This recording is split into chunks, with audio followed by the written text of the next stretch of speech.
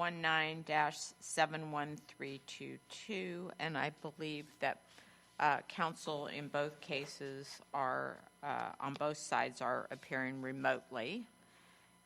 And so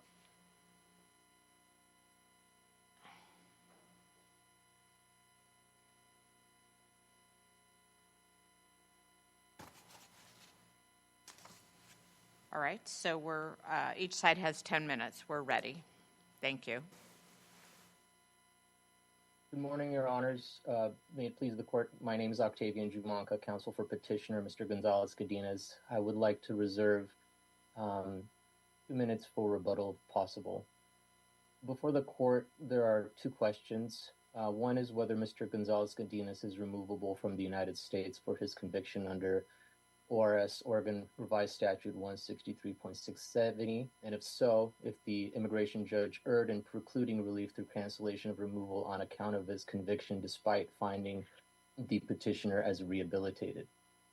I believe the Court need not afford any change in deference under Skidmore to the agency's interpretation of a crime of child abuse to hold that this statute is not a crime of child abuse. That is because this statute closely mirrors the language and scope of CPC 288C1, which this Court had previously held in Menendez is not a crime of child abuse under the previous Chevron deference, and that it did not require proof of an actual injury or a sufficiently high risk of harm as an element of the offense, and it did not require that a defendant act with a mens rea of at least criminal negligence. First, this statute criminalizes using a child in a display of sexually explicit conduct, including lewd exhibition, for someone to observe or record. These elements do not require the government to prove actual injury, and they do not require to prove a sufficiently high risk of harm as an element. That absence under Menendez did not turn on whether the conduct is morally troubling in the ordinary case. It turned on what the statute requires to convict. Here, Oregon can obtain a conviction based on the existence of a display that fits the statute's definition, without litigating injury and without litigating high-risk endangerment as a required element. Second, it does not contain the kind of mens rea floor that Menendez uses as a dividing line. The statute's operating verbs employ, authorize, permit, compel, induce, do not themselves impose a mens rea of at least criminal negligence with respect to harm or risk of harm. And critically, the statute is not an endangerment statute. Does not ask whether the defendant created a danger to the child's well-being. It asks whether the defendant used, caused, or allowed participation in a statutorily defined display. So even if the government characterizes the offense as intentional sexual wrongdoing, the point under Menendez is the statute still does not require that the prosecution prove the defendant acted with at least criminal negligence as to the injury or endangerment, because injury endangerment is not an element the jury must find at all. As you may have noticed, I sometimes use the past tense in referring to the statute, and that is because this statute presents a unique situation in which the Oregon Court of Appeals has actually issued a ruling narrowing the precise statutory text that issued before this court, specifically regarding the admittedly excessively broad definition that Oregon had previously afforded to the term lewd exhibition. And that was in 2023 in State v. Paris-Sanchez, where they focused on the display term. There, the counts were not based on photographs, recordings, or staging a child for an audience. They were based on repeated, intrusive, live viewing of the defendant's minor daughter in ordinary undress contexts, conduct that the state argued became lewd solely because of the defendant's own subjective sexual motivation. The Court of Appeals recognized that to decide the statutory question, the facts sparkly presented, does sexual gratification alone transform passive observation into lewd exhibition? Those facts mattered because adopting a purely subjective test would mean the same objectively ordinary nudity could become felony display depending entirely on what's in the viewer's head, a move the court said did not support and raises constitutional and due process problems. Paris-Sanchez squarely acknowledged the pitfalls created by earlier Oregon cases that drifted towards subjective conception of lewd exhibition, where the observer's intent could do too much work. The court explained why that approach created overbreadth. When a minor's nudity or sexual activity is self-initiated, another person's unexpected observation or recording of it does not automatically transform the situation into lewd exhibition or mean that the observer permitted the child to engage in it. What Perez-Sanchez does is recognize this glaring hole in the statute and corrects that by making the inquiry objective. The defendant permitted the child's actual participation in the conduct. That the conduct Counsel, is objectively. can you go back to your mens rea argument? You're saying that it doesn't meet the criminal negligence standard? Yes, for the injury requirement. And so, much like in Menendez, this statute does not require any mens rea as to an actual injury to the child or placing the child at a high risk of harm. The statute, but you have to use it. You have to have intent. You agree that it's intent or knowledge that you're using a child in a display of sexually explicit conduct, correct? Well, that sort of really leads into this Perez-Sanchez case because it sort of goes into the whole. But the Oregon case, the Oregon courts have repeatedly interpreted the statute to require a mens rea of intent or knowledge. Am I wrong? As to the conduct or the age?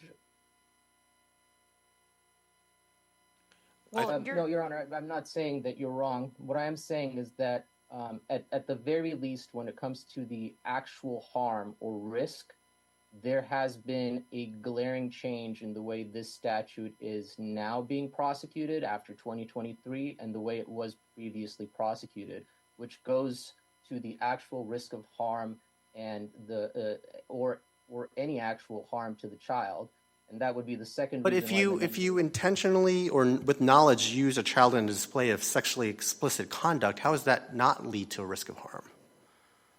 Well, that's what Perez-Sanchez exemplified there, is that a child, I mean, the whole issue was that if the conduct is self-initiated by the child and there's a No, but you're using intent and knowledge that you're going to explicitly, display the child sexually. It seems like it's slam dunk for harm to the child.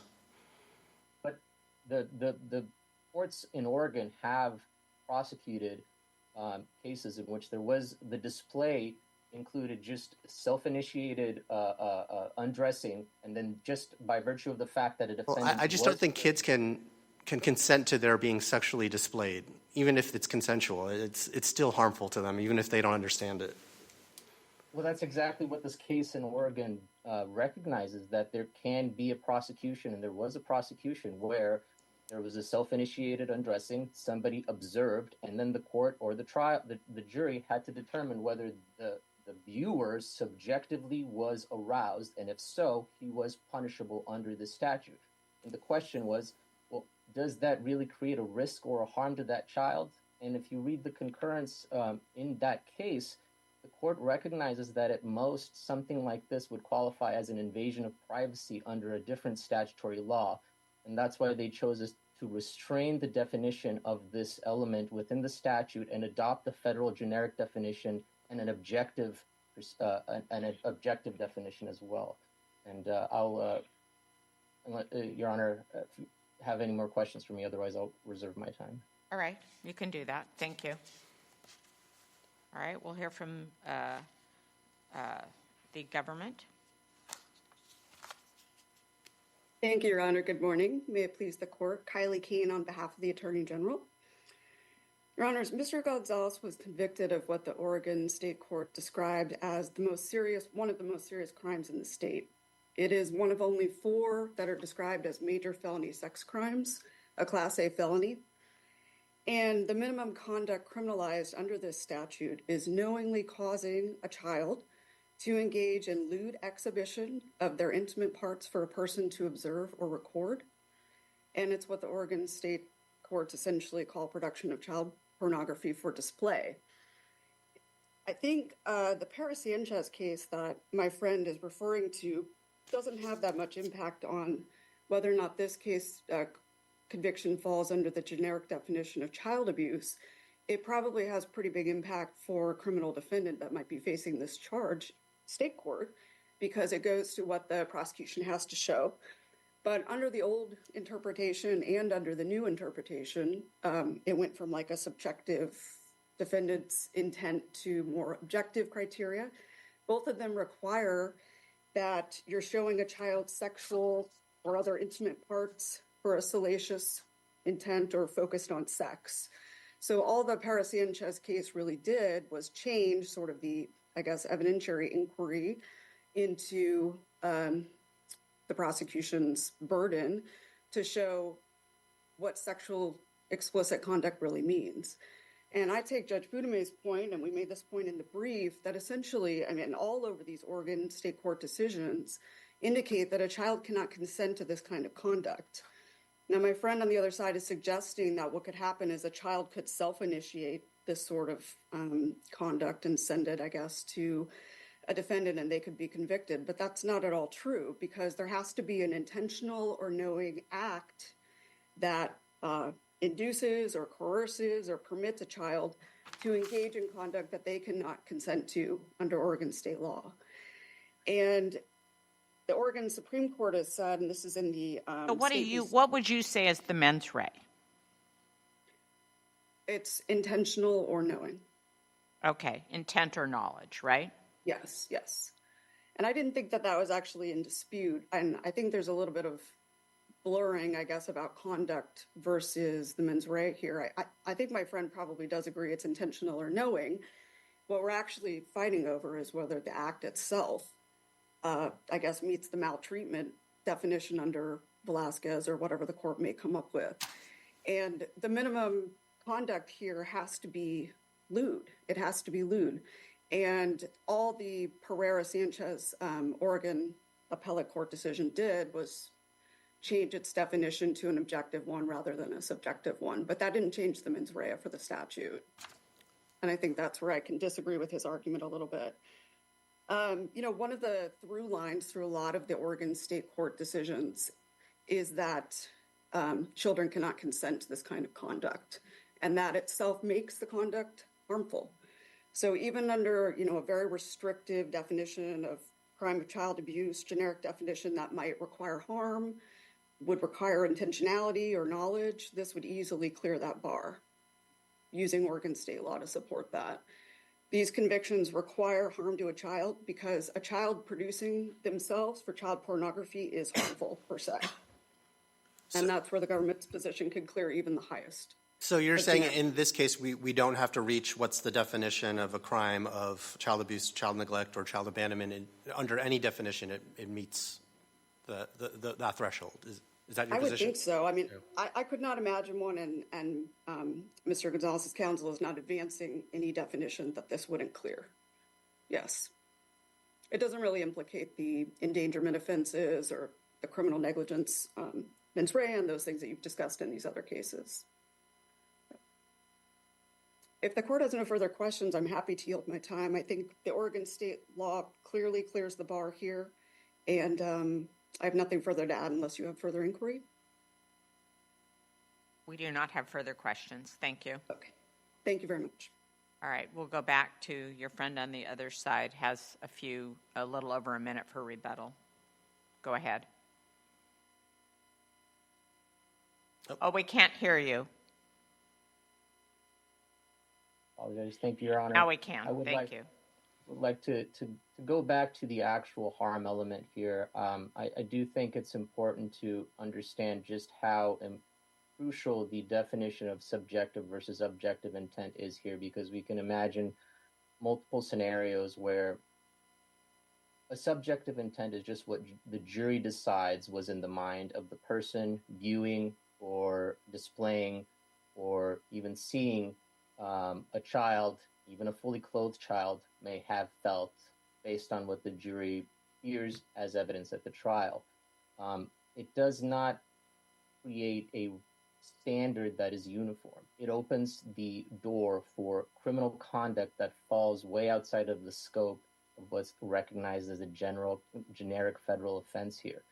That is why this statute mirrors that within the one in Menendez, where the court similarly said it was not a crime of child abuse because there is no actual harm, and the statute, as it was before this definition, did not require a showing that this child was placed at a sufficiently high risk of harm. Now, granted, after the court's redefinition of this case and change of the term of lewd and lascivious, one could say that, yes, this is now a crime of child abuse. However, this case shows that prior to this case, it fell outside of that scope, outside of the generic federal definition, and criminalized conduct outside of that scope.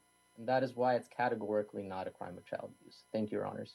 All right, thank you both for your argument today. This matter will stand submitted.